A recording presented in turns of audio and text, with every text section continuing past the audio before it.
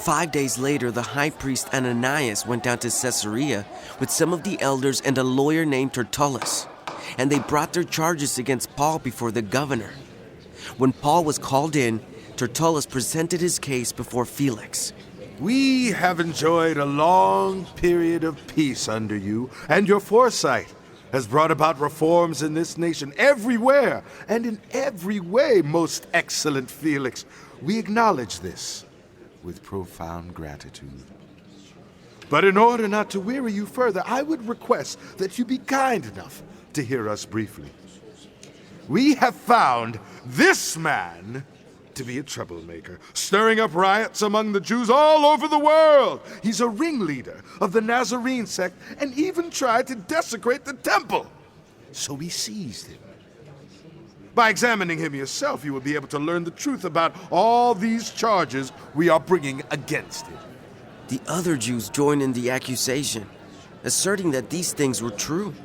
When the governor motioned for him to speak, Paul replied, I know that for a number of years you have been a judge over this nation, so I gladly make my defense.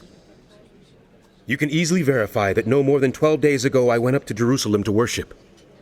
My accusers did not find me arguing with anyone at the temple, or stirring up a crowd in the synagogues, or anywhere else in the city. And they cannot prove to you the charges they are now making against me.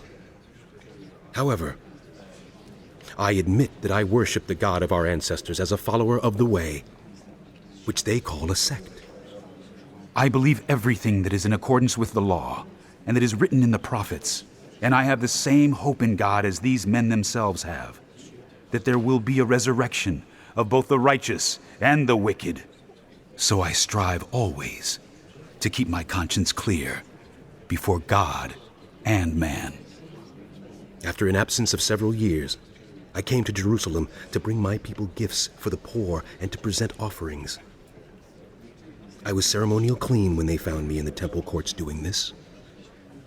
There was no crowd with me, nor was I involved in any disturbance. But there are some Jews from the province of Asia who ought to be here before you and bring charges if they have anything against me. Or these who are here should state what crime they found in me when I stood before the Sanhedrin. Unless it was this one thing I shouted as I stood in their presence. It is concerning the resurrection of the dead that I am on trial before you today. Then Felix, who was well acquainted with the way, adjourned the proceedings. When Lysias, the commander, comes, He said, I will decide your case. He ordered the centurion to keep Paul under guard, but to give him some freedom and permit his friends to take care of his needs. Several days later, Felix came with his wife Drusilla, who was Jewish. He sent for Paul and listened to him as he spoke about faith in Christ Jesus. As Paul talked about righteousness, self-control, and the judgment to come, Felix was afraid and said, That's enough for now. You may leave. When I find it convenient, I will send for you. At the same time, he was hoping that Paul would offer him a bribe. So he sent for him frequently and talked with him. When 2 years had passed, Felix was succeeded by Porcius Festus. But because Felix wanted to grant a favor to the Jews, he left Paul in prison.